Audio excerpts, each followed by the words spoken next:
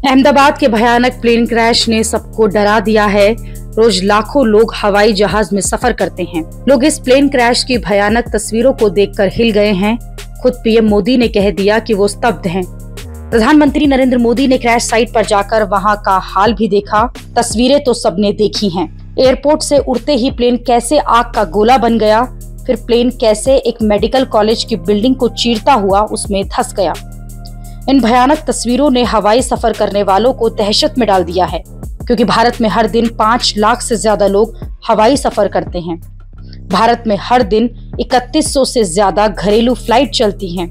एक साल में भारत में करीब 6 करोड़ से ज्यादा इंटरनेशनल पैसेंजर आते जाते हैं।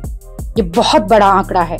हवाई सफर करने वालों की तादाद बहुत बड़ी है, लेकिन सबसे बड़ी चिंता अब सेफ्टी को लेकर हो गई है। खासतौर पर अहमदाबाद के हादसे के बाद से ये हो रहा है, क्योंकि इस हादसे में तो एयर इंडिया जैसी एयरलाइंस का प्लेन था और बोइंग 787 ड्रीम लाइनर जैसा सेफ विमान भी था, फिर भी हादसा हो गया। इसलिए कहा जा रहा है कि नरेंद्र मोदी अब बड़ा फैसला ले सकते हैं।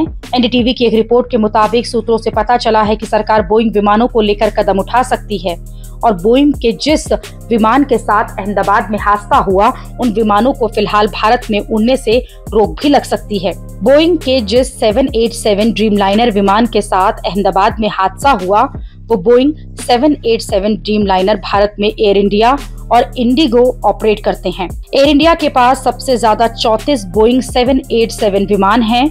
एयर इंडिया का जो बोइंग विमान क्रैश हुआ, वो करीब 11.5 साल पुराना था और 2014 में इसकी डिलीवरी एयर इंडिया को हुई थी। ऐसा कहा जा रहा है कि अमेरिका में कुछ साल पहले इन बोइंग ड्रीम लाइनर्स की डिलीवरी रोक दी गई थी, क्योंकि इनमें कुछ इश्यूज आ गए थे। हालांकि अहमदाबाद के हादसे से पहले बोइंग के इन विमानों के साथ इस तरह के हादसे की कोई घटना नहीं हुई थी। अब सरकार भी इसकी जांच करा रही है कि ऐसा हादसा विमान के साथ आखिरकार क्यों हुआ, और बाहर के देशों की एजेंसियां भी इस पर जांच कर रही हैं। इसके अलावा इस विमान के इंजन बनाने वाली अमेरिकी कंपनियां भी अपनी जांच कर रही हैं।